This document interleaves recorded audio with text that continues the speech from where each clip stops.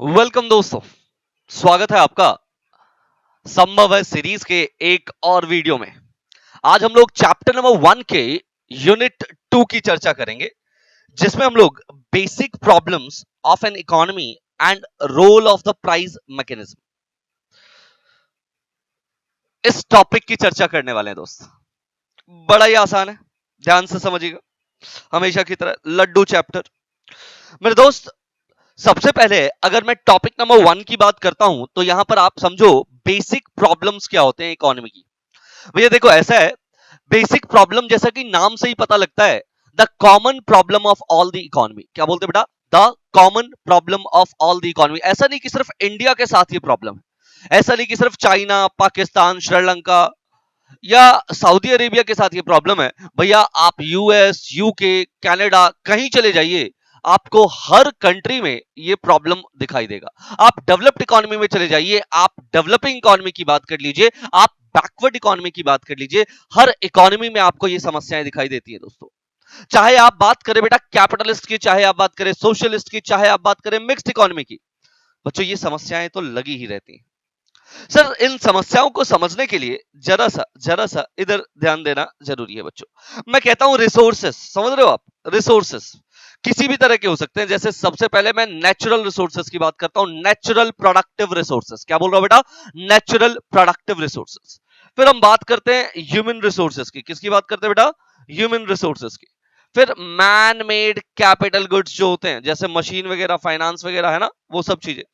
Sir time, ये भी क्या होता है? रिसोर्स। और कंज्यूमर गुड्स वगैरह, ब्रेड वगैरह की बात करें, ये सब कुछ क्या होता है बेटा? रिसोर्सेस। अब आप रिसोर्सेस में एक कॉमन चीज क्या देखते हो कि रिसोर्सेस लिमिटेड होते हैं बच्चों। रिसोर्सेस कैसे होते हैं बोलो? रिसोर्सेस होते हैं लिमिटेड। कैसे होते हैं बच्चों? लिमिटेड। अच्छा, सिर्फ लिमिटेड ही नहीं होते सर। अगर लिमिटेड होते फिर भी एक बार को देख लेते, लेकिन इन लिमिटेड रिसोर्सेस का ऑल्टरनेटिव यूज होता है, एक से ज्यादा यूज होता है, वैकल्पिक प्रयोग है इनके, जिसकी वजह से पहले ये रिसोर्सेज लिमिटेड थे, अब रिसोर्सेज और कम दिखाई देते हैं, और कम दिखाई देते हैं। तो हमारी इकोनॉमी को ये डिसाइड करना पड़ता है कि हम अपने इन लिमिटेड रिसोर्सेज का बेस्ट यूटिलाइजेशन कैसे करेंगे। लिमिटेड रिसोर्सेज का बेस्ट यूटिलाइजेशन कैसे करेंगे, मतलब क्या प्रोडक्शन करेंगे, कैसे प्रोडक्शन करेंगे, किसके लिए प्रोडक्शन करेंगे, कोई प्रोविजन भी बनाना है क्या, फ्यूचर के लिए भी कुछ छोड़ के जाना है क्या, इसको भी ध्यान में रखेंगे। मतलब इनको कहते हैं हम बेटा बेसिक प्रॉब्लम या सेंट्रल प्रॉब्लम। इससे ना हर इकोनॉमी को जूझना होता है बेटा। सारी इकोनॉमीज के पास ये कुछ प्रॉब्लम्स सेम होती हैं, that is what to produce, how to produce, for whom to produce, and what provisions are made for the economic growth. Correct? ये इकोनॉमिक प्रॉब्लम एक देश के साथ भी होती है बच्चों, और ये इकोनॉमिक प्रॉब्लम एक इंडिविजुअल के साथ भी होता है। समझ में आ रही बात? हाँ सर, रिसोर्सेज लिमिटेड है, उसके ऑल्टरनेटिव यूज है, तो देश को भी ये सारी समस्याएं, है ना, और इंडिविजुअल को भी ये सारी समस्याएं। बच्चों ये हमने नोटिंग फॉर्म में आपको दिया हुआ है, प्लीज इसको नोट डाउन कर लीजिएगा। ठीक है, चलिए। हमने जैसा कि लास्ट यूनिट में पढ़ा था कि सारी की सारी कंट्रीज जो है ना, विदाउट एक्सेप्शंस, उनको ना प्रॉब्लम ऑफ स्कार्सिटी होती है। हाँ पढ़ा था, याद करो। स्कार्सिटी, स्कार्सिटी मतलब क्या? जहां पर हम कह रहे हैं चीजों की डिमांड ज्यादा है, रिसोर्सेज की डिमांड ज्यादा है, but the supply of resources is limited, है ना। डिमांड ज्यादा, सप्लाई कम, स्कार्सिटी, है ना। द रिसोर्सेज जैसे नेचुरल, प्रोडक्टिव, मैनमेड, मैंने आपको बता दिया, आर लिमिटेड। ये सब क्या है बेटा? लिमिटेड है रिसोर्सेज, और उसके क्या है बेटा? ऑल्टरनेटिव यूज है। जैसे कोयले की बात कीजिए, हाँ जी, कोयला फ्यूल के लिए भी यूज हो सकता है, प्रोडक्शन ऑफ इंडस्ट्रियल गुड्स के लिए भी यूज हो सकता है, इलेक्ट्रिसिटी के लिए भी यूज हो सकता है, कुकिंग के लिए, डोमेस्टिक कुकिंग के लिए भी यूज हो सकता है। कोयला पहले ही कम था यार, लिमिटेड था, अब तुम इतने सारे यूजेस बता रहे हो कोयले के, तो हो गया ना कोयला आपका और ज्यादा स्केयर। क्या हो गया बेटा? और ज्यादा स्केयर, है ना। सिमिलरली अगर मैं फाइनेंस की बात, फाइनेंशियल रिसोर्सेज की बात करूं, इसके भी बहुत सारे पर्पस हो सकते हैं। रिसोर्सेज वर, अगर अगर अगर अगर अगर रिसोर्सेज अनलिमिटेड होते, लैंड, लेबर, कैपिटल, सब कुछ अनलिमिटेड होता, क्या आपको इकोनॉमी को ये डिसाइड करना पड़ता व्हाट टू प्रोड्यूस? अरे जो मर्जी प्रोड्यूस कर भैया, कोई पूछने वाला थोड़ा है। फिर कोई दिक्कत नहीं है, फिर कोई दिक्कत नहीं है। दिक्कत क्या है बेटा? दिक्कत ये है कि हमारे पास रिसोर्सेज क्या है? रिसोर्सेज है लिमिटेड, रिसोर्सेज है limited. Alternatively if a resource has only a single use, अगर एक ही यूज होता तो इकोनॉमिक प्रॉब्लम भी अराइज नहीं होती थी। लेकिन बच्चों हर इकोनॉमी को, चाहे कैपिटलिस्ट हो, सोशलिस्ट हो, मिक्स इकोनॉमी हो, सबको सेंट्रल प्रॉब्लम से जूझना पड़ता है क्योंकि रिसोर्सेज क्या है बेटा, स्केयर है, ठीक है। और इसी को हम सेंट्रल इकोनॉमिक प्रॉब्लम के नाम से भी जानते हैं, ठीक है सर। सर कौन कौन से प्रॉब्लम है मैंने बताया आपको बच्चों, व्हाट टू प्रोड्यूस, सबसे पहले व्हाट टू प्रोड्यूस, फिर हाउ टू प्रोड्यूस, फिर for whom to produce, and then what provisions are made for economic growth. आइए एक एक करके सारे के सारे प्रॉब्लम्स को समझते हैं। सॉल्यूशन निकालने वाले हम कौन होते हैं भैया, हम तो सिर्फ प्रॉब्लम समझेंगे। What to produce, correct. देखो हम जानते हैं कि हमारे रिसोर्सेज हैं लिमिटेड, तो हर सोसाइटी को डिसाइड करना ही पड़ेगा कि कौन से गुड्स एंड सर्विसेज का प्रोडक्शन करें और सुनो कितनी मात्रा में करें। What to produce and how much to produce एक ही है भैया, एक ही है भैया। एंड हाउ मेनी यूनिट्स मतलब हाउ मच टू प्रोड्यूस के बारे में हर इकोनॉमी को डिसाइड करना पड़ेगा। तो ये हमारा प्यारा भारत, हमारी इकोनॉमी ये डिसाइड करेगा वेदर इसको क्या चाहिए, वॉर टाइम गुड्स और पीस टाइम गुड्स। देखना जरा, जितने गुड्स है सबको एक जगह ले आओ, सबको एक जगह ले आओ। ये रहे मेरे पास सारे के सारे गुड्स। मैंने क्या किया, मैंने कहा भैया ये टीवी, ये चेयर, ये लैपटॉप सब क्या है, पीस टाइम गुड्स। मैंने कहा बंदूक, गोले, बारूद, टैंक, ये क्या है, war time goods. Sir war time goods है, पीस टाइम गुड्स वॉर। आपके पास में जितने गुड्स है ना आसपास में, आप उसको दो पार्ट में डिवाइड कर सकते हो।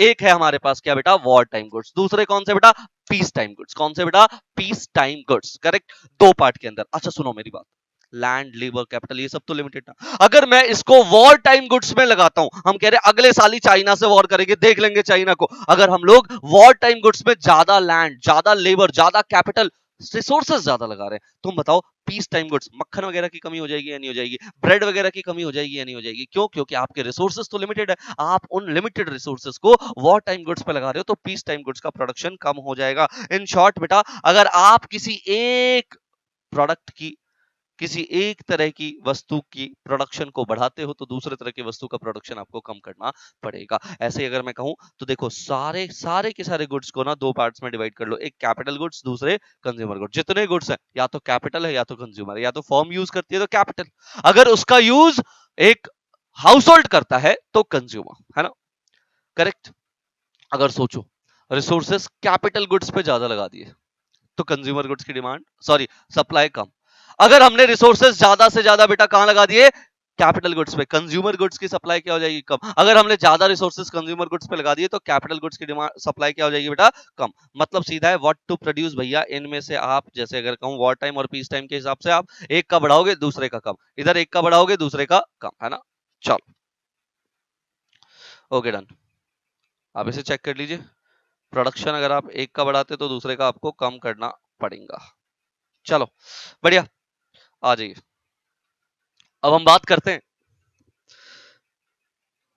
How to produce. अच्छा नटशल ये भी देख लो आप एक बार, not only the society has to decide, सिर्फ सोसाइटी को ही डिसाइड नहीं करना पड़ता, इसके अलावा अगर मैं कहूं एक इंडिविजुअल को भी ये डिसाइड करना पड़ता है कि क्या प्रोडक्शन करे, कितनी मात्रा में करे। Nutshell society must decide how much wheat, है ना, कितने हॉस्पिटल, कितने स्कूल, कितने मशीन्स, कितने कपड़ों का प्रोडक्शन किया जाएगा, ठीक है। चलो हाउ टू प्रोड्यूस की बात करते हैं। अब देखना बेटा, how to produce, the problem how to produce is basically related to the problem of choosing the technique। कौन सी टेक्निक से प्रोडक्शन किया जाए, हाँ कौन से टेक्निक से, हाँ जी हमारे पास ना ऑल्टरनेटिव टेक्निक है बेटा। हमारे पास क्या बेटा, ऑल्टरनेटिव टेक्निक। टेक्निक कितने बेटा, दो, एक लेबर इंटेंसिव टेक्निक, दूसरा बोलो capital intensive technique. Labour intensive technique का मतलब क्या है, ज्यादा लेबर है कैपिटल कम है, ज्यादा लेबर है कैपिटल कम है। लेकिन कैपिटल इंटेंसिव टेक्निक का मतलब क्या है, मोर कैपिटल लेस लेबर। बोलो ना बेटा, मोर कैपिटल लेस लेबर। यहाँ क्या बेटा, लेबर इंटेंसिव में मोर लेबर लेस कैपिटल, करेक्ट है। अगर एग्जांपल की तरह बात करें, cotton cloth can be produce using the handlooms, power looms और ऑटोमेटिक लूम्स। कर सकते हैं ना, बिल्कुल। Production with the handlooms involve use of the more labour, ज्यादा लेबर है sir. Production with the automatic loom, यहां पर क्या बेटा, involve more machine and capital. हाँ समझ रहे हो बात को। तो भैया सोसाइटी, एक सोसाइटी को डिसाइड करना है कि भैया प्रोडक्शन ऑफ कॉटन कैसे होगा, लेबर इंटेंसिव टेक्निक से होगा या कैपिटल इंटेंसिव टेक्निक से होगा। मेरे दोस्त समझ रहे हो, for all goods and services हमें ये डिसाइड करना पड़ेगा कि हम लेबर इंटेंसिव टेक्निक का यूज करें या कैपिटल इंटेंसिव टेक्निक का यूज करें। अब तुम बताओ, अगर तुम्हें कहा जाए कि तुम्हारे ऑर्गेनाइजेशन में लेबर इंटेंसिव टेक्निक चाहिए आपको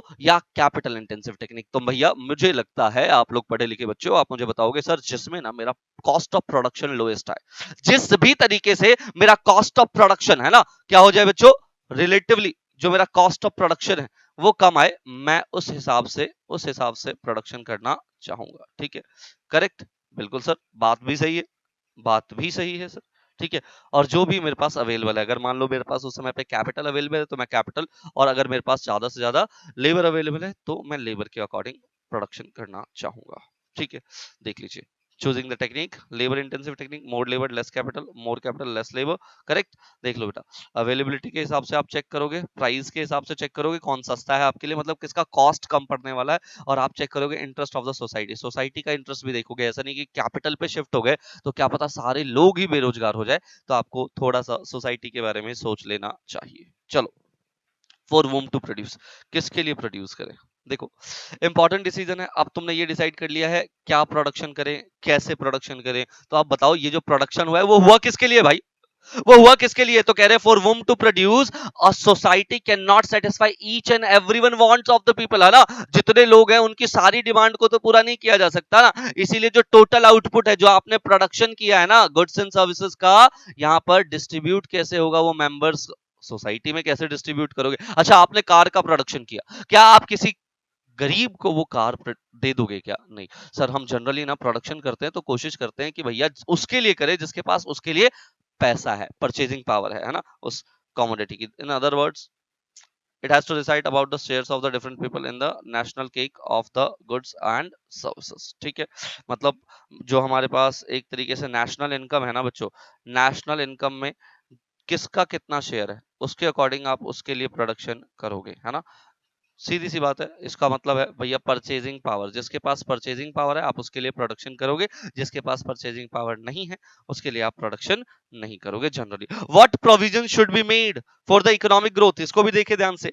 अ society would not like to use all its scarce resources for the current consumption only. आप एक बात बताओ, बीइंग सोसाइटी हमारी रिस्पॉन्सिबिलिटी क्या है कि हम फ्यूचर में आने वाली जनरेशन के लिए भी कुछ रिसोर्सेज छोड़ करके जाएं। क्या सारे रिसोर्सेज हम खुद ही यूज करके निकल जाएं क्या? नहीं सर, कुछ रिसोर्सेज तो फ्यूचर वाली जनरेशन को भी पास होना चाहिए। दैट इज व्हाई हम कह रहे हैं कि भैया देखो करंट कंजम्पशन को ना हमें प्रोविज देखो, this is because if it uses all the resources of the current consumption and no provision, कोई अगर प्रोविजन नहीं बनाया, प्रोविजन समझते हो ना, रिजर्व नहीं रखा फ्यूचर के लिए, the society's production capacity will not increase। तो याद रखिएगा सोसाइटी की जो प्रोडक्शन कैपेसिटी है वो बढ़ नहीं पाएगी, इनकम और स्टैंडर्ड ऑफ लिविंग जो है ना लोगों का वैसा ही स्टेगनेंट ही रह जाएगा, है ना, फ्यूचर में कभी भी याद रखिएगा बच्चों, है ना, लिविंग लिविंग जो है एक्चुअली डिक्लाइन कर जाएगी शायद, है ना। यहाँ पर सेविंग्स और इन्वेस्टमेंट जो है सोसाइटी का वो भी डिसाइड करेगा। ठीक है, how much sacrifice of the current consumption should be made for the future progress. Correct, कि हमें कितना सेक्रीफाइस फ्यूचर प्रोग्रेस के लिए कर लेना चाहिए। करेक्ट, ठीक है सर, आ जाओ सर, पढ़ लिया आपने, सेंट्रल प्रॉब्लम तो बता दिया, अब हमें बताओ इकोनॉमिक सिस्टम किसे कहते हैं। ध्यान से देखिएगा बेटा, इकोनॉमिक सिस्टम, मेरे बच्चे ध्यान से देखिए, इकोनॉमिक सिस्टम का मतलब है टोटल ऑफ अरेंजमेंट, सारा अरेंजमेंट। इकोनॉमिक सिस्टम का मतलब है सारा अरेंजमेंट, किससे रिलेटेड? जनरली प्रोडक्शन और डिस्ट्रीब्यूशन से। ठीक है, of goods and services in the society. Production कैसे होगा, डिस्ट्रीब्यूशन डिस्ट्रीब्यूशन कैसे होगा। In short it is defined as the sum of the total devices which affect the economic choice, जो क्या कर रहे हैं बेटा, इफेक्ट कर रही है economic choice. It include various individuals and economic institutions, इसमें बहुत सारे इंडिविजुअल्स और इकोनॉमिक इंस्टीट्यूशंस इन्वॉल्व होते हैं। सर ये इकोनॉमिक जो सिस्टम है वो कितने तरह के होते हैं बेटा? तीन तरह के होते हैं, एक होता है कैपिटलिस्ट इकोनॉमी, एक होता है बेटा सोशलिस्ट इकोनॉमी, एक होता है मिक्स्ड इकोनॉमी। बोलो सर, क्या बताया मैंने आपको, इकोनॉमिक सिस्टम में क्या है, प्रोडक्शन और डिस्ट्रीब्यूशन। प्रोडक्शन और डिस्ट्रीब्यूशन ये टोटल अरेंजमेंट हमें चेक करना है, प्रोडक्शन किसके हाथों में, डिस्ट्रीब्यूशन किसके हाथों में है।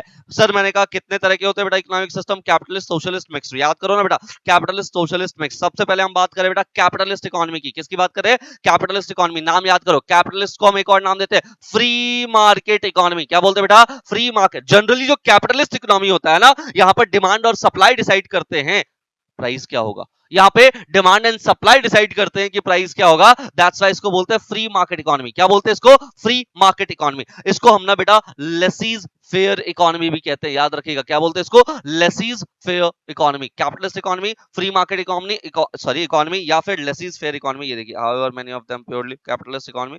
इसको हम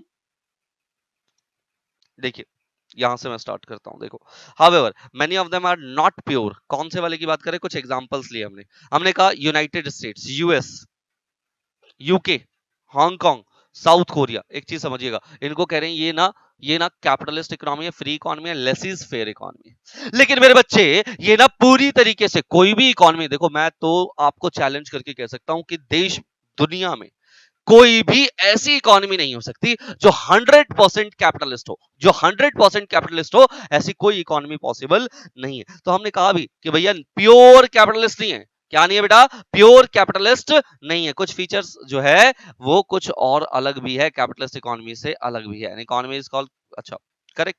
चलो यहां देख लीजिए, कैपिटलिस्ट इकोनॉमी क्या होता है? जहां पर प्री डोमिनेंट इकोनॉमिक सिस्टम, मुख्य तौर पर जो इकोनॉमिक सिस्टम होता है in the modern global economy is an economic system in which all means of production, मतलब सारे resources owned किए जाते हैं, कंट्रोल किए जाते हैं by the private individual for profit। Sir, land, labour, capital, entrepreneurial skills, सबका मालिक कौन? बोलो, सबका मालिक कौन?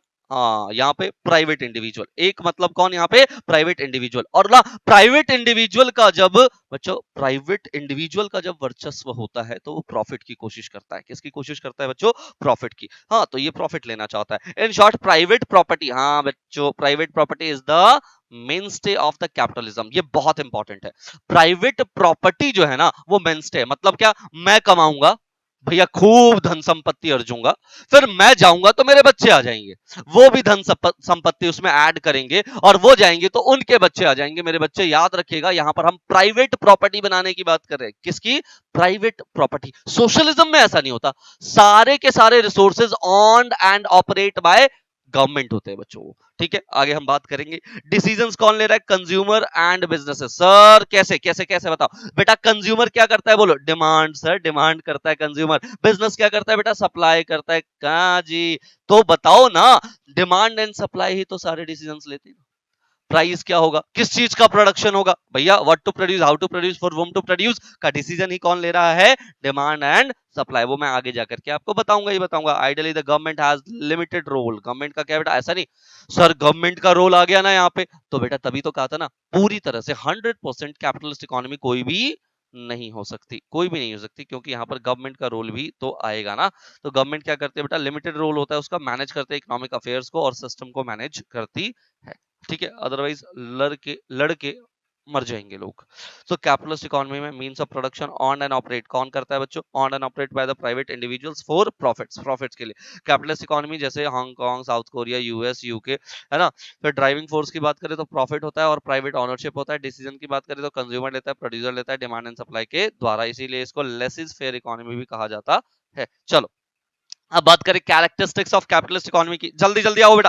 कैरेक्टरिस्टिक्स ऑफ कैपिटलिस्ट इकोनॉमी मैंने बताया ना, right to have property, private property का राइट है बच्चों। बच्चों देखो, लैंड आपकी हो सकती है, फैक्ट्री आपकी हो सकती है, मशीन आपकी हो सकती है, माइंस आपकी हो सकती है, प्राइवेट व्यक्ति की। किसकी हो सकती है बेटा? प्राइवेट व्यक्ति की। ऑनर जो है ना इन फैक्टर्स का, वो फ्री है कि भैया जैसे मर्जी यूज कर, जिस मर्जी मैनर में यूज कर, और याद रखिए जैसा वो चाहते हैं वैसा उसको डिस्पोज ऑफ भी कर सकते हैं। गवर्नमेंट क्या करेगी? सर थोड़े से रिस्ट्रिक्शंस लगा देगी। ओए शराब मत बनाइयो, ओए गंदा काम मत करियो। समझ रहे हो बात को? तो मतलब थोड़े बहुत रेस्ट्रिक्शंस जो है वो गवर्नमेंट लगाने का काम करती है। ये मैंने आपको यहाँ पर लिख करके दिया, प्लीज नोट इट डाउन। आजी सब फ्रीडम ऑफ एंटरप्राइज। क्या बोल रहे बेटा? Freedom of enterprise, it's her choice. हाँ जी भैया देखो, एक इंडिविजुअल डिसाइड करेगा। कौन? तुम, मैं, हम इंडिविजुअली ये डिसाइड कर सकते हैं, कंज्यूमर, प्रोड्यूसर, रिसोर्स ओनर, कि भैया हम ना किस तरह की इकोनॉमिक एक्टिविटी करना चाहते हैं। मैं ना तुमको पढ़ाना चाहता हूं, मेरी मर्जी, मेरी मर्जी है। आप पढ़ना चाहते हो, आपकी मर्जी। रिसोर्स ओनर्स ये किसी किसी फॉर्म को देना चाहता है, किसी फॉर्म को नहीं देना चाहता, ये उसकी मर्जी है। किसी फॉर्म के लिए वो अपने रिसोर्सेज देना चाह रहा है, किसी को फॉर्म को वो अपने रिसोर्सेज नहीं देना चाह रहा है, वो उसकी मर्जी है बेटा। इट्स टोटली हर चॉइस, ये उसकी मर्जी है। ठीक है, प्रोड्यूसर फ्री है कि वो जिस तरह की जिस तरह के form and produce goods and services, जिस तरह के फॉर्म को चाहे उस तरह की फॉर्म में गुड्स एंड सर्विसेज का प्रोडक्शन कर सकता है अपनी चॉइस का, ठीक है। फ्रीडम ऑफ एंटरप्राइज को भी लिख लीजिएगा। कंज्यूमर जनरली क्या करता है, जो भी वांट है उसकी उसको पूरा करना चाहता है। प्रोड्यूसर और रिसोर्स ओनर जो प्रोड्यूस करते हैं व्हाट एवर दे वांट, ठीक है, इसीलिए हम इसको free to engage in any economic activity, है ना। चलो, freedom of economic choice again, हाँ जी, इकोनॉमिक चॉइस की भी फ्रीडम है। अगेन हम कह रहे हैं बेटा बेटा इट्स हर चॉइस, क्यों, क्योंकि सारे के सारे इंडिविजुअल्स जो है ना वो फ्री हैं to make their economic choices regarding consumption क्या करना है, काम क्या करना है, प्रोडक्शन क्या करना है, एक्सचेंज क्या करना है, ठीक है। उसके बाद हम आ जाते हैं बेटा प्रॉफिट मोटिव पे। आपने बताया ड्राइविंग फोर्स होता है प्रॉफिट मोटिव, है ना। Free enterprise, free enterprise economy and directs all the economic activity, सारे के सारे इकोनॉमिक एक्टिविटीज को डायरेक्ट करता है बच्चों, ठीक है। एंटरप्राइज टू ऑर्गेनाइज करता है production so that to earn maximum profit, ये ऐसे प्रोडक्शन करता है कि ज्यादा से ज्यादा प्रॉफिट अर्न कर सके बच्चों। कंज्यूमर सोवर्जिनिटी माना जाता है बच्चों, कंज्यूमर को ही राजा माना जाता है। देखो तो consumer is treated as king. Consumer sovereignty का मतलब है बायर्स को ही अल्टीमेटली डिटरमाइन करना है कि कौन से गुड्स का प्रोडक्शन होगा, कितनी क्वांटिटी में होगा, and consumer have unbridled freedom to choose कि भैया देखो देखो तुम जो चाहो वो गुड्स एंड सर्विसेज प्रोड्यूस करवा लो, ठीक है। इसीलिए हम कह सकते हैं therefore producer have to produce those goods and services which are preferred by the consumer. Consumer ने कहा मेरे को वीट नहीं चाहिए, मेरे को तो सोना चाहिए, गोल्ड करेंगे साहब, करेंगे ना, सोने का प्रोडक्शन होगा, ठीक है। मतलब समझो कंज्यूमर की सोवर्जिनिटी है, कंज्यूमर जिस चीज की डिमांड कर लेगा उस चीज की सप्लाई हमें करनी चाहिए, करेक्ट है। In other words based on the purchase they make consumer decide how the economy's limited resources are allocated. Consumer decide करेगा कि उसके इकोनॉमी के लिमिटेड रिसोर्सेज कैसे एलोकेट किए जाने चाहिए। ये मैंने आपको लिख के दे दिया है यहाँ पे। फिर कंपटीशन की बात करें, देखो ये बहुत इंपॉर्टेंट फीचर है कैपिटलिस्ट इकोनॉमी का। क्यों भैया, कंपटीशन होता है या नहीं होता? अरे जरूर होता है ना दोस्त, मैं अकेला थोड़े हूं जो प्रॉफिट अर्न करना चाहता हूं, बहुत सारे सेलर भैया। Competition bring out the best among the buyers and sellers and result in the efficient use of resources. और क्योंकि बेटा कैपिटलिज्म में रिसोर्सेज कहीं पर भी रिसोर्सेज आपके लिमिटेड है, और आप क्या कर रहे हो बच्चों, आप कंपटीशन कर रहे हो तो आप अपने रिसोर्सेज का ऑप्टिमम बेस्ट यूटिलाइजेशन करते हो, ठीक है। Competition, absence of the government interference, मैंने आपको बताया प्योरली कैपिटलिस्ट इकोनॉमी तो कहीं पर भी जनरली नहीं होता, ठीक है। प्योरली कैपिटलिस्ट इकोनॉमी में वैसे भी गवर्नमेंट का रोल बिल्कुल नहीं होता, लेकिन ऐसी तो कोई इकोनॉमी है ही नहीं ना, ऐसी तो कोई इकोनॉमी है ही नहीं। All the economic decisions and activities are guided by the self interest and price mechanism, correct है। जनरली यहां पर सेल्फ इंटरेस्ट की बात करते हैं और प्राइस मैकेनिज्म की बात करते हैं, ठीक है जी। चलो, राइट। मेरिट्स क्या है सर कैपिटलिस्ट इकोनॉमी के? पहली बात तो देखो सेल्फ रेगुलेटिंग होता है। क्या होता है बेटा? Self regulating and work automatically through through the price mechanism. Sir यहां पर ना डिमांड और सप्लाई डिसाइड करते हैं, डिमांड एंड सप्लाई सारी चीजें डिसाइड करते हैं, ऑटोमेटिकली वर्क करती है बच्चों। क्या प्रोडक्शन करना है, किसके लिए प्रोडक्शन करना है, कितनी मात्रा में, सब ऑटोमेटिकली डिसाइड होता है। There is not need to incur the cost for collecting and processing of information. Generally यहाँ पर कोई कॉस्ट नहीं लगता इंफॉर्मेशन को कलेक्ट करने में, and formulating implementing any monitoring policy, यहाँ पर मॉनिटरिंग पॉलिसी बनाने की आवश्यकता नहीं है। The existence of the private property, यहाँ पर क्या होता है बेटा? प्राइवेट प्रॉपर्टी होता है जिसकी वजह से ड्राइविंग फोर्स है प्रॉफिट कमाने का, और हम लोग ना इसीलिए दिन रात काम करने को तैयार होते हैं। क्या गवर्नमेंट सेक्टर में हम दिन रात काम करने को तैयार हो जाएंगे क्या? नहीं सर, ये प्राइवेट सेक्टर है, इसलिए हम इसमें दिन रात काम करने को तैयार हो जाते हैं, क्योंकि ये क्या देता है बेटा? प्रॉफिट मोटिव देता है बच्चों। The process of economic growth, जो इकोनॉमिक ग्रोथ का प्रोसेस है, likely to be faster under the capitalism. याद रखिएगा जितनी भी बड़ी बड़ी इकोनॉमीज है सारी आपको कैपिटलिज्म में ही दिखाई देती है generally. This is because the investor try to invest only those project जहां पर ना इकोनॉमिकली फिजिबल होता है, मतलब इकोनॉमिकली जो फिजिबल हो उनमें ही वो इन्वेस्टर्स पैसा लगाता है। Resources are use in the activity which they are most productive, है ना, उस तरीके से रिसोर्सेज का यूज किया जाता है जिससे ज्यादा से ज्यादा प्रोडक्टिव हो जाए। The result in optimum allocation of the available productive resources of the economy. There is usually high degree of operative efficiency। हाँ जी, क्या है बेटा? ऑपरेटिव एफिशिएंसी ज्यादा पाया जाता है ना, काम करते वक्त एफिशिएंसी ज्यादा होती है। कॉस्ट ऑफ प्रोडक्शन जो है मिनिमाइज्ड किया जाता है बच्चों, ताकि मैक्सिमाइज किया जा सके प्रॉफिट को। याद रहेगा ना? बिल्कुल सर। कैपिटलिस्ट इकोनॉमी की बात करें तो यहाँ इंसेंटिव दिया जाता है, ज्यादा काम करो ना ज्यादा पैसा मिलेगा। क्या आप बताओ, गवर्नमेंट में कोई इंसेंटिव है क्या? नो। नहीं है। कंज्यूमर्स आर बेनिफिटेड, कंज्यूमर्स को ही बेनिफिट दिया जाता है एज कंपटीशन जो है वो फोर्स करता है produce to bring large variety of goods and quality, अलग अलग तरह के गुड्स, अलग अलग तरह के क्वालिटी रीजनेबल प्राइस पे मिल जाए। इसके लिए बेटा याद रखिएगा कैपिटलिज्म ही एक अच्छा चॉइस हो सकता है, ठीक है, जिसमें आप एक कंज्यूमर को मैक्सिमम सेटिस्फेक्शन दे सकते हो। कैपिटलिज्म ऑफर करता है इंसेंटिव टू इनोवेशन आता है बच्चे यहाँ पे टेक्नोलॉजिकल प्रोग्रेस आता है, जिसकी वजह से whole the benefit through growth of the business talent, development of research etcetera. Capitalism preserve करता है फंडामेंटल राइट्स को, याद रखिएगा, as such rights of to freedom and right to private property. Fundamental right में क्या होता है? राइट टू फ्रीडम, भैया तुम जो मर्जी व्यापार करना चाहो करो, सरकार आपके ऊपर ना आकर के थोपेगी नहीं कि तुम्हें यही काम करना है, बिल्कुल भी नहीं। प्राइवेट प्रॉपर्टी आप अपना रख सकते हो, कोई दिक्कत नहीं है, एंजॉय करो भैया, कोई दिक्कत नहीं है, ऑटोनॉमी एंजॉय करो, करेक्ट। चलो सर, बिल्कुल। कैपिटलिज्म रिवॉर्ड करता है man to initiate any enterprise and punishes the imprudent and inefficient, है ना। कैपिटलिज्म में याद रखिएगा कोई भी व्यक्ति जाकर के एक एंटरप्रेन्योर बन सकता है, एंटरप्राइज ओपन कर सकता है, लेकिन अगर मान लो कि आप इम्प्रूडेंट हो, इनएफिशिएंट हो, तो आपको पनिशमेंट मिलेगा। पनिशमेंट क्या?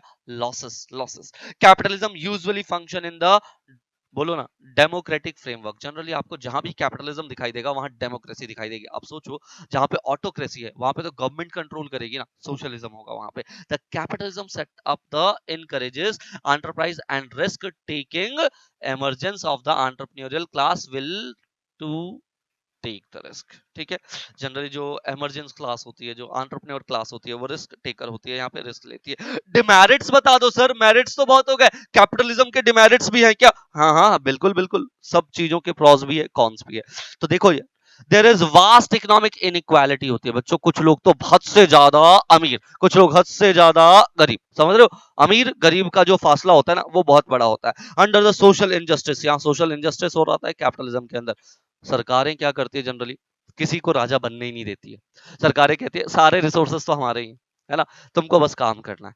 तो भैया वहां पे इनइक्वालिटीज कम दिखाई देती है, लेकिन यहाँ पर इनइक्वालिटीज ज्यादा दिखाई देती है। रिड्यूस करता है एग्रीगेट इकोनॉमिक वेलफेयर को, भैया इकोनॉमिक वेलफेयर कम दिखाई देगा। सोसाइटी एज अ होल यहाँ पे स्प्लिट होने लग जाएगा इनटू टू क्लासेस, ठीक है, जिसके पास एक तो हैव्स और एक दूसरे हैव नॉट्स। एक जिनके पास पैसा है और जिनके पास पैसा नहीं है, यहाँ अनरेस्ट रहता है, इनके बीच में लड़ाई झगड़े चलते रहते हैं। Under the capitalism there is what, बोलो ना, प्रेसिडेंस ऑफ प्रॉपर्टी राइट्स, है ना। जैसे मान लो राजा, फिर राजा का बेटा, अगेन राजा, वो जो प्रिंस है ना आज, वो कल क्या बनेगा? राजा। भले ही कैपेसिटी ना हो उसके अंदर, भले उसके अंदर कैपेबिलिटीज ना हो, लेकिन फिर भी वो बनेगा, मतलब प्रेसिडेंस है बच्चों ऑफ प्रॉपर्टी राइट्स, ठीक है, over the human right. Human right के ऊपर हम लोग प्रॉपर्टी राइट को लेकर के आ जाते हैं।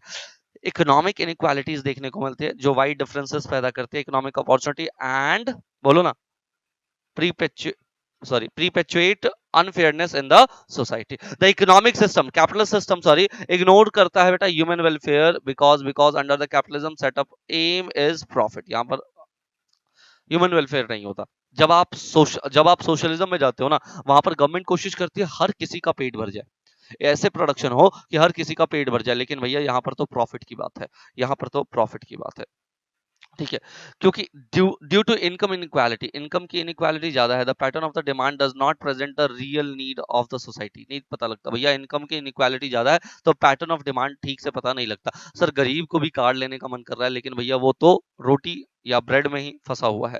Exploitation of labour is common, हाँ जी, लेबर का एक्सप्लॉइटेशन कॉमन है, सस्ते सस्ते रेट में खूब सारा काम करवाते हैं, इसीलिए बहुत सारे स्ट्राइक होते हैं, बहुत सारे लॉकआउट्स होते हैं। Moreover there is no security of employment, employment की कोई सिक्योरिटी जनरली देखने को नहीं मिलती। This makes workers vulnerable, workers इसीलिए क्या हो जाते हैं बेटा? वल्नरेबल हो जाते हैं, समझ रहे हो, मतलब किसी के कंट्रोल में नहीं है। कंज्यूमर सोवर्निटी जो है यहाँ पर कह रहे हैं मिथ है। तो पहले कहा था आपने कंज्यूमर सोवर्निटी होता है, अरे सुनो दूसरा एस्पेक्ट सुनो, मिथ है। क्यों? क्योंकि consumer often becomes victims of exploitation, excessive competition हो गया है, प्रॉफिट मोटिव के लिए लोग काम कर रहे हैं, कंज्यूमर को पता ही नहीं कौन सा गुड सही दे रहा है, कौन सा गुड खराब दे रहा है, ठीक है।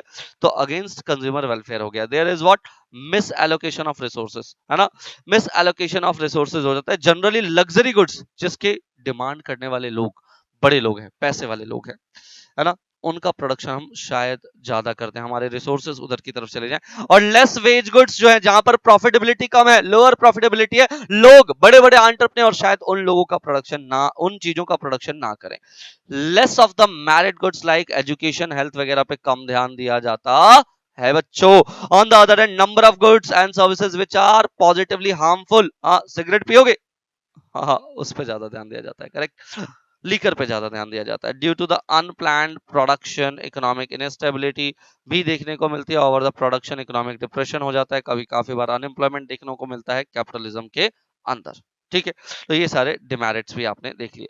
अच्छा, तीन और डिमेरिट्स हैं, देखिएगा। There is an enormous waste, waste बहुत ज्यादा है प्रोडक्टिव रिसोर्सेज का। आज सर उधर कह रहे थे वेस्ट नहीं है, अरे भैया देखो दोनों एस्पेक्ट आपको सुनने पड़ेंगे, दोनों एस्पेक्ट आपको सुनने पड़ेंगे, है ना। बहुत सारे लोग एडवर्टीजमेंट करते हैं, सेल्स प्रमोशन के ऊपर खर्चा करते हैं, कह रहे हैं वेस्ट ही तो है एक तरीके से।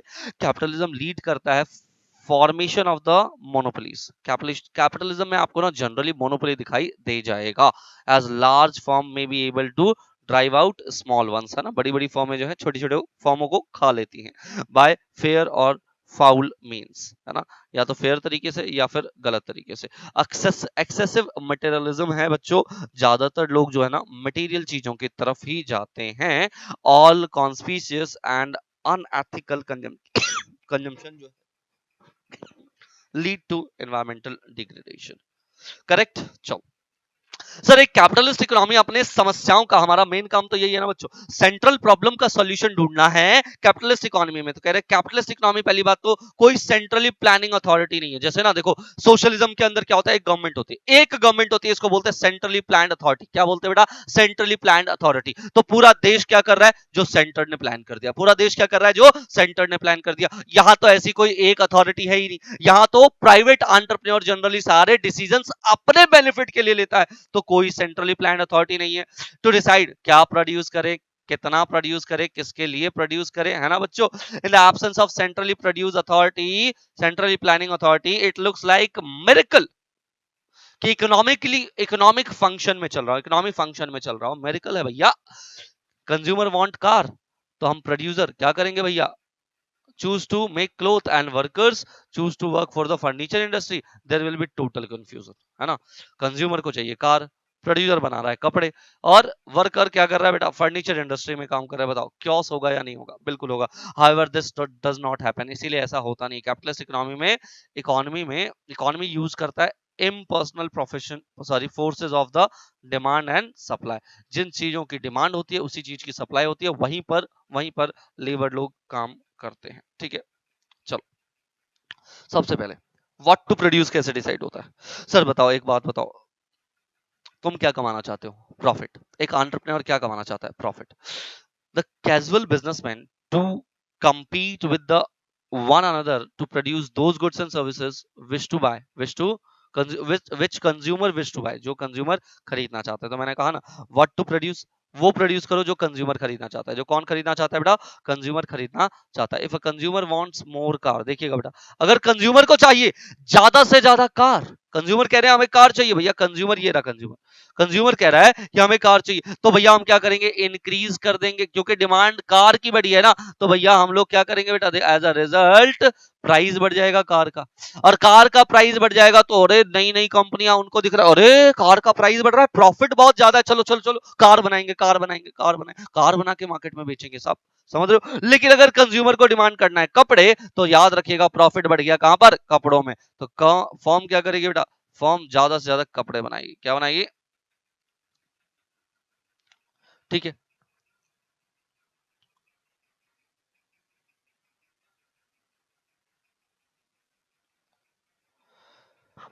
ज्यादा से ज्यादा कपड़े बना के देगी, करेक्ट।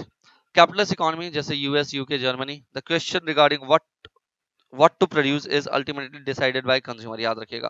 कैपिटलिस्ट इकोनॉमी में सर, कैपिटलिस्ट इकोनॉमी में ये डिसीजन कि क्या प्रोडक्शन करें कौन डिसाइड करेगा, consumer, who shows their preference by spending the goods which they want. हाँ जी, अब बात कर लेते हैं हाउ टू प्रोड्यूस की। किसकी बात कर लेते हैं बच्चों, हाउ टू प्रोड्यूस की बात करते हैं। किसकी बात करेंगे, बोलो, हाउ टू प्रोड्यूस। हाँ जी, आइए जरा ध्यान से, हाउ टू प्रोड्यूस। मेरे दोस्त, जब मैं हाउ टू प्रोड्यूस की तरफ आपको लेकर के जा रहा हूं, देखिएगा, हाँ, how to produce, an entrepreneur will produce, goods and services. कौन करेगा प्रोडक्शन बेटा? Entrepreneur. by choosing that technique of production which render the cost of production minimum। आप बताओ मुझे कौन से वाले टेक्निक का यूज करना चाहिए जिससे मेरा कॉस्ट ऑफ प्रोडक्शन क्या हो? मिनिमम। आता है आपको ये सब। Labour is relatively cheap, he will use labour intensive. उसको लगेगा रिलेटिवली ना, कैपिटल के रिलेटिवली मेरे को लेबर सस्ता पड़ रहा है, मैं लेबर का यूज करूंगा। मुझे लगेगा कैपिटल सस्ता पड़ रहा है तो मैं कैपिटल इंटेंसिव टेक्निक का यूज करूंगा। भैया मेरे को मेरे प्रॉफिट से मतलब है, मेरे को मेरे प्रॉफिट से मतलब है। Thus the relative price of the factors of production help to decide how to produce. तो फैक्टर ऑफ प्रोडक्शन का प्राइस बताएगा, रिलेटिव प्राइस बताएगा, कंपैरिजन करूंगा ना दोनों में से सस्ता कौन सा है मेरे लिए, वो बताएगा हाउ टू प्रोड्यूस। ठीक है, समस्या ये भी है सर एक, फॉर वोम टू प्रोड्यूस, किसके लिए करें? The goods and services in the capitalist economy will be produce for those having buying capacity, purchasing power जिसके पास हो, आपको उसके लिए प्रोडक्शन करना चाहिए। Buying capacity of individual depend करता है किसके ऊपर? अपॉन हिज इनकम, उसकी इनकम कितनी आ रही है। ठीक है, हाउ मच इनकम ही विल बी ऑन, हाँ जी, able to make depend only on the amount of work he does and the price of the factor he owns। Correct ना, कितना काम कर रहा है वो, प्राइस ऑफ फैक्टर्स क्या ऑन्स करते हैं। बट ऑल्सो देखो, याद है ना आपको, house hold land labour capital का मालिक बोला जाता है। तो लैंड देगा तो रेंट आएगा, लेबर देगा तो वेजेस आएगा, कैपिटल देगा तो इंटरेस्ट आएगा। करेक्ट ना? तो इस पे भी डिपेंड करता है कि आपके पास पैसा कितना है। ज्यादा लैंड है, अरे बहुत पैसा आएगा। लेबर, लेबरिंग अच्छी है, पैसा आएगा। कैपिटल आपके पास बहुत है, पैसा आएगा। तो समझ लो आप, इन सब चीजों पे डिपेंड करता है। हायर इनकम है मतलब higher will be the buying capacity. अगर आपकी इनकम कम है तो आप कम से कम डिमांड करेंगे बच्चों। ठीक है, deciding of the consumption savings and investment. तो यहाँ पे देख लीजिएगा, rate of interest and savings. देखिए, rate of interest on savings and the rate of return on capital are nothing but the price of the capital। समझ रहे हो बात को? देखो मेरी बात समझना, सेविंग्स के ऊपर रेट ऑफ इंटरेस्ट, सेविंग्स के ऊपर रेट ऑफ इंटरेस्ट क्या मिलेगा? अगर ज्यादा मिल रहा है तो मैं सेव ज्यादा करना पसंद करूंगा। ठीक है, कैपिटल के ऊपर प्राइस ऑफ कैपिटल क्या है बेटा? Capital are nothing but the price of capital, rate of return on capital sorry, are nothing but the price of capital. है ना, कि अगर मैंने अपने बिजनेस में पैसा लगाया तो उस बिजनेस में लगाने से मुझे कितना पैसा मिलने वाला है, that is the return, that is the return of capital. क्या है? Price of capital. करेक्ट है। देखो, अगर मैं कहूं हाउस होल्ड क्या कमाती है? इनकम, बताया ना आपको, लैंड लेबर कैपिटल दिया, रेंट वेजेस इंटरेस्ट प्रॉफिट लिया, उसमें से एक पार्ट वो कंज्यूम करती है और एक पार्ट वो क्या करती है? सेव। तो सेविंग्स कब होगा? Consumer saving among the other factors are governed by the rate of interest. अगर रेट ऑफ इंटरेस्ट ज्यादा मिले तो मैं बैंक में ज्यादा पैसे रखूंगा, रेट ऑफ इंटरेस्ट कम मिले तो भैया मैं बैंक में पैसा कम रखूंगा। Higher level of income and interest rate, समझ रहे हो? एक तो इनकम ज्यादा हो, दूसरा इंटरेस्ट का रेट ज्यादा हो, और higher will be the savings. तो मेरा सेविंग्स क्या होगा बच्चों? ज्यादा होगा सर, ज्यादा होगा, ज्यादा होगा, ज्यादा होगा। ठीक है, करेक्ट। और इन्वेस्टमेंट कौन करती है बेटा? इन्वेस्टमेंट करने वाले व्यक्ति कौन है? Entrepreneur, entrepreneur, entrepreneur. समझ रहे हो? बिल्कुल सर।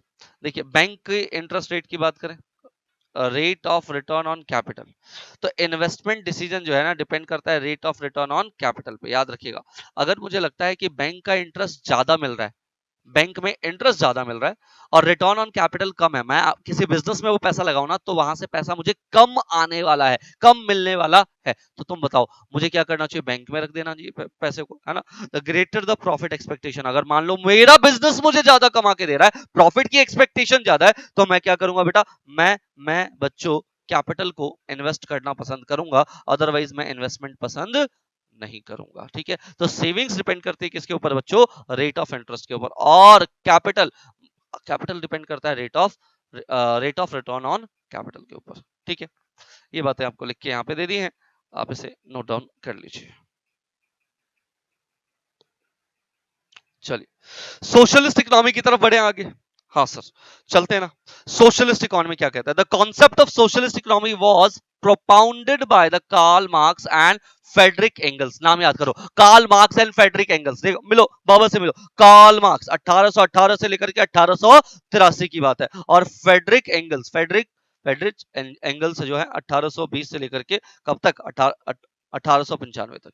भैया इन्होंने ना कम्युनिस्ट मैनिफेस्टो जारी किया था 1848 में। कम्युनिस्ट मैनिफेस्टो आया था इनका 1848 में। ठीक है। In the economy the material means of production that is factory capital mines ये सबको ऑन्ड होता है बाय द होल कम्युनिटी। किसके द्वारा बेटा? Whole community represented by state, जिसको हम स्टेट कहते हैं, गवर्नमेंट कहते हैं। कौन क्या बोलते हैं बेटा? स्टेट कहते हैं यहाँ। All members are entitled to get benefit, सारे के सारे लोगों को, पूरे के पूरे इकोनॉमी के लोगों को बेनिफिट मिलेगा from the fruits of such socialised planned production on the basis of the equal right, क्योंकि सबके राइट्स क्या है? इक्वल। सोशलिस्ट इकोनॉमी को ही हम कहते हैं बेटा कमांड इकोनॉमी या centrally planned economy. Socialist economy के दो नाम बोलो, कमांड इकोनॉमी एंड सेंट्रली, क्योंकि कमांड एक ही जगह से आ रहा है। सेंट्रली प्लान्ड इकोनॉमी एक ही जगह से सेंट्रली प्लान किया जा रहा है। याद रखना है बच्चों ये सब बातें। Here the resources are allocated according to the command of the central planning authority, therefore market forces have no role. Demand and supply का कोई काम नहीं है। हम जिस चीज की डिमांड करेंगे ना, मतलब जिस चीज की हम सप्लाई करेंगे ना, इकोनॉमी जिस चीज की सप्लाई करेगी, किसके अकॉर्डिंग होगी बेटा? सेंट्रल प्लानिंग अथॉरिटी के हिसाब से, है ना? उसी चीज की डिमांड करनी होगी। Under the socialist economy production and distribution of the goods are aimed to maximize the welfare. मैंने कहा था ना भैया देखो, हम उस तरीके की चीजों का प्रोडक्शन करेंगे और इतनी मात्रा में करेंगे कि सारे लोगों का ना पेट भर जाए, हाँ, मिनिमम नीड सबकी पूरी हो जाए। ठीक है, तो वेलफेयर की बात करेंगे। अर्स्टवाइल यूएसएसआर, हाँ जी, USSR was the example of the socialist economy। पहले यूएसएसआर जो है सोशलिस्ट इकोनॉमी का एग्जांपल हुआ करता था इकोनॉमी फ्रॉम 1917 से लेकर के 1990 तक। और क्या हुआ बेटा? 1990 में यूएसएसआर बिखर गया, इसके साथ लगभग 14-15 कंट्री अलग हो गई। Russia is the biggest part of USSR। In today's world there is no country which is purely socialist। हाँ सर, ना ही आज प्योरली कैपिटलिस्ट है, ना ही आज प्योरली सोशलिस्ट है। समझ रहे हो? Other example includes Vietnam, China, Cuba. याद रखिएगा ये आज भी सोशलिज्म को फॉलो करते हैं, कहते हैं सोशलिज्म में हम, लेकिन 100% सोशलिज्म में नहीं है। North Korea the world's most totalitarian state, जानते हो ना नॉर्थ कोरिया, वो मोटे भाई का, है ना? In other example of the socialist economy, है ना? यहाँ पे टोटलिटेरियन है, सब कुछ जो है एक ही शासक के पास है, ना? Kim Jong Un. और यहाँ क्या चलता है बेटा? सोशलिस्ट इकोनॉमी चलती है। बोलिए कोई डाउट? नो सर, कोई डाउट नहीं है। कैरेक्टरिस्टिक्स आ जाइए, सोशलिस्ट इकोनॉमी की बात करते हैं। सबसे पहले कलेक्टिव ऑनरशिप, किसी एक की ऑनरशिप नहीं है। वहां क्या देखा था? Private ownership. यहाँ क्या देख रहे हैं बेटा? Collective ownership of all means of production, सारे मीन्स ऑफ प्रोडक्शन के मिलके हम कौन है बेटा? मिलके हम इसके ऑनर हो गए। Except small farms, small farms दे देते हैं, आपका हो गया जी ये वाला, आपका हो गया ये वाला। वर्कशॉप्स, जनरली वर्कशॉप दे देते हैं। ट्रेडिंग फार्म्स वगैरह दे दिया जाता है प्राइवेट हैंड्स में। ठीक है, as a result social ownership, profit motive and self interest are not the driving force. याद रखिएगा, यहाँ पर प्रॉफिट मोटिव नहीं होता, यहाँ पर सेल्फ इंटरेस्ट नहीं होता, यहाँ पर इकोनॉमिक एक्टिविटी में जो है इकोनॉमिक मार्केट इकोनॉमी को हम लोग लेकर के चलते हैं। यहाँ पे सोशियो इकोनॉमिक ऑब्जेक्टिव्स होते हैं बच्चों, सोशियो इकोनॉमिक ऑब्जेक्टिव्स को लेकर के हम आगे बढ़ते हैं। इकोनॉमिक प्लानिंग की बात करें, there is what? A centrally plan authority, जो कि आपके सोशियो इकोनॉमिक गोल्स को रखती है, और सेंट्रली प्लान्ड इकोनॉमी ही बताती है कि आपको क्या करना है। The major economic decision, what to produce, when to produce, how to produce, सब कुछ कौन डिसाइड करेगा? Centrally planned economy. ठीक है, in the absence of consumer और प्रोड्यूसर का चॉइस, यहां पर क्या नहीं है बेटा? कंज्यूमर का चॉइस नहीं है, प्रोड्यूसर का चॉइस नहीं है, कंज्यूमर पॉइंट ऑफ व्यू नहीं है, प्रोड्यूसर पॉइंट ऑफ व्यू नहीं है। Freedom of hunger is guaranteed, but consumer sovereignty get restricted by the selected production of goods. समझ रहे? सर कोई भूखा नहीं रहेगा, freedom of hunger is guaranteed. ठीक है, ये सोशल वेलफेयर की बात कर रहे हैं। किसकी बात कर रहे हैं बच्चों? सोशल वेलफेयर की, है ना? करेक्ट। लेकिन बच्चों आपके चॉइस की चीज ना आपको कम मिलेंगी, नहीं मिलेंगी, या तो कह लीजिए however within the that large the individual is free to choose what he likes the most. ठीक है, अच्छा, मतलब जितना प्रोडक्शन हुआ ना उनमें से आपकी मर्जी है, आप जिस मर्जी को चूज कर लें, जो भी आपको पसंद हो। Producer point, producers the right to work is guaranteed, आपको काम मिलेगा, ये बात तो पक्की। ठीक है, but the choice of occupational get restricted, लेकिन आप किस तरह का काम करना चाहते हैं इस पे क्या है बेटा? रिस्ट्रिक्शन रहता है। सेंट्रली प्लानिंग अथॉरिटी बताएगी कि आपको किन चीजों का प्रोडक्शन करना है इकोनॉमी के अंदर। ठीक है, relatively equal income distribution, generally ना सारे लोग एक जैसे ही पैसा कमाते हैं। Equal income is an important feature of socialism. Among other things, differences जो है ना in the income and wealth are narrowed, है ना। जो डिफरेंस है इनकम और वेल्थ का, वो जनरली कम हो जाता है, down by lack of opportunities to the accumulate the private capital, correct. Educational and other facilities की बात करें, एंजॉय करता है मोर और लेस इक्वली, सबको लगभग एक ही जैसा मिलता है। Minimum role of the price mechanism और मार्केट फोर्सेस, क्या बोल रहे हो बेटा, मिनिमम रोल है प्राइस मैकेनिज्म या market forces, that is demand and supply का। प्राइस मैकेनिज्म एग्जिस्ट तो करती है सोशलिस्ट इकोनॉमी में, but it has only a secondary role. इसका क्या है बेटा, सेकेंडरी रोल है to secure the disposal of accumulated stock. जो एक्यूमुलेटेड स्टॉक है ना, उसका डिस्पोजल कैसे होगा उसके लिए। Since allocation of productive resources is done according to the predetermined plan, है ना। प्लान डिटरमाइंड है, उसके हिसाब से रिसोर्सेस क्या होंगे बेटा, एलोकेट होंगे। The price mechanism such does not influence these decision. Price mechanism sir, demand इस चीज की ज्यादा है, उसके हिसाब से सप्लाई या डिस्ट्रीब्यूशन ऑफ रिसोर्सेज होगा। नहीं साहब, ऐसा नहीं होगा, क्योंकि प्रॉफिट का मोटिव ही नहीं है। प्राइस मैकेनिज्म लूज कर देता है अपने प्रीडोमिनेंट रोल को। The price prevailing under the socialism are administered price होता है, याद रखिएगा। यहाँ डिमांड एंड सप्लाई द्वारा प्राइस निश्चित नहीं किया जाता, यहाँ पर गवर्नमेंट डिसाइड करती है कि भैया प्राइस क्या होगा। सेंट्रली प्लान अथॉरिटी डिसाइड करती है कि प्राइस क्या होना चाहिए। बोलिए, कोई डाउट नहीं सर, कोई डाउट नहीं है। एब्सेंस ऑफ कंपटीशन की बात करते हैं, देखो यहाँ कंपटीशन तो है ही नहीं, सोल एंटरप्रेन्योर है। गवर्नमेंट कह रही है जैसा काम हम वैसे ही काम करना होगा, गवर्नमेंट जैसा काम कह रही है वैसा ही काम करना पड़ेगा। There is absence of competition. Competition का क्या है बेटा, एब्सेंस है। Merits of socialism, sir socialism के मेरिट्स बता दो। देखो, इक्विटेबल डिस्ट्रीब्यूशन ऑफ वेल्थ पढ़ लिया, income and provisions of the equal opportunity पता है sir, for all help to maintain the economic and social justice, ठीक है। Rapid and balanced economic development रहता है, is possible in a socialist economy as the central planning authority जो है वो क्या करते हैं, कोऑर्डिनेट करती है, सारे रिसोर्सेज उसके पास है और वो इस हिसाब से एलोकेट करती है। The socialist economy is planned economy, ठीक है। इसीलिए in a socialist economy there will be a better utilization of resources, planning हो रही है ना, तो बेटर यूटिलाइजेशन होगा रिसोर्सेज का, इंश्योर करेगा मैक्सिमम प्रोडक्शन। वेस्टेज जो है all kinds are avoided through the restrict economic planning since competition is absent. Competition तो है ही नहीं ना, तो वेस्टेज ऑफ रिसोर्सेज नहीं होगा, ठीक है। एडवर्टीजमेंट, सेल, प्रमोशन वगैरह जैसी चीजें नहीं होंगी। In a planned economy unemployment is minimized, यहां पर प्लान इकोनॉमी में अनएम्प्लॉयमेंट को मिनिमाइज कर दिया जाएगा। Business fluctuations are eliminated, business में कभी वो फ्लक्चुएशंस जो आते हैं वो नहीं होंगे, बस चलती रहेगी गाड़ी, चलती रहेगी गाड़ी, चलती रहेगी गाड़ी, ठीक है। हाँ जी। The absence of the profit motive, यहां पर ना प्रॉफिट मोटिव का एब्सेंस रहेगा, क्या बेटा, प्रॉफिट मोटिव का एब्सेंस रहेगा। यहां पर इक्वालिटी की बात होगी बच्चों सोसाइटी में, ठीक है ना। क्लास वॉर नहीं होगा, lower class, upper class, middle class, ये क्लास वॉर नहीं होगा। सोशलिज्म इंश्योर करेगा राइट टू वर्क, सबको ना मिनिमम स्टैंडर्ड ऑफ लिविंग कम से कम मिल पाए। Socialism, under the socialism the labourers जो है ना, the consumers are protected from the exploitation, इनका एक्सप्लॉइटेशन नहीं होगा। आराम से बैठो, काम करना है करो, नहीं करना सो जाओ, ऐसे वाला हिसाब किताब है बिल्कुल। भैया जब मेरे को प्रॉफिट मोटिव है ही नहीं, मैं गया काम कर रहा हूँ, लगे रहो लाइन में, हो रहा है काम, चल रहा है। There is a provision of comprehension social security, correct, under the socialism and makes citizen feel secure, ठीक है।